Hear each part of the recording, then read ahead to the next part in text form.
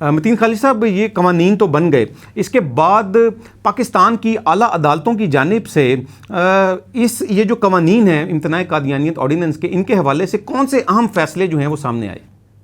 حسن بھائی، اس طرح ہے کہ جب یہ قانون پاس ہوا 26 اپریل 1984 کو، امتناع قادیانیت قانون آرڈیننس آیا، اس کے بعد قادیانیوں نے بھرپور تیاری کے ساتھ اور انہوں نے ملکی اور غیر ملکی ہائر کیے وکلا.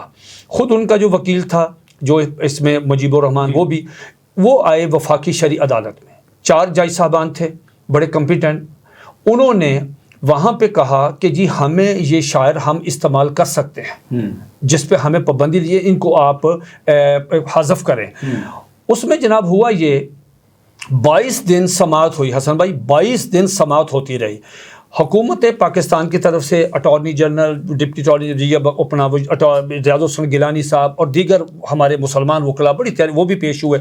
اس کے بعد انہوں نے عدالت نے اپنی معاونت کے لیے ملک کے جید علماء کرام کو بھی بلایا. سمپل سا سوال تھا کہ کیا ایک اسلامی ریاست میں کوئی غیر مسلم اسلامی شاعر استعمال کر سکتا ہے؟ یہ تو عام آدمی کو بھی نہیں کر سکتا.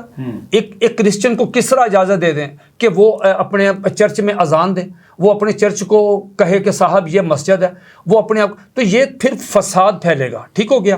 تو لہٰذا وہ جو وفاقی شرعی عدالت کی جو ججمنٹ ہے رپورٹڈ ہے PLD میں، وہ حسن بھائی اتنی کمپیٹنٹ ہے اور اتنی کمپریہنسو ہے، اتنی زبردست ہے کہ اس میں دودھ کا دودھ اور پانی کا پانی ہو گیا. پھر اس ججمنٹ کو لے کے یہ شریعت اپیلیٹ بینچ میں گئے.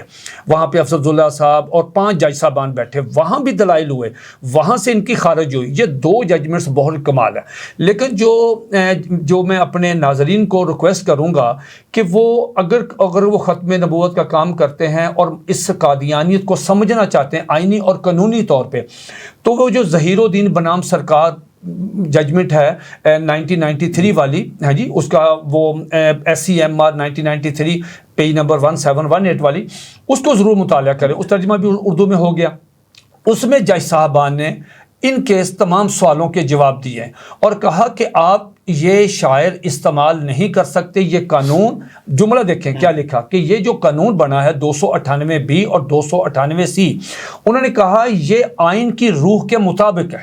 اور اس سے 2 جملے سنیں، اور اس سے آپ کے جو حقوق ہیں، جو بحثیت اقلیت کے حقوق ہیں، جو آپ مطلب شور مچاتے ہیں پوری دنیا میں ہمارے حقوق، تو پاکستان کی سپریم کورٹ نے کہا کہ اس قانون سے آپ کے کوئی حقوق جو ہیں وہ متاثر نہیں ہوتے.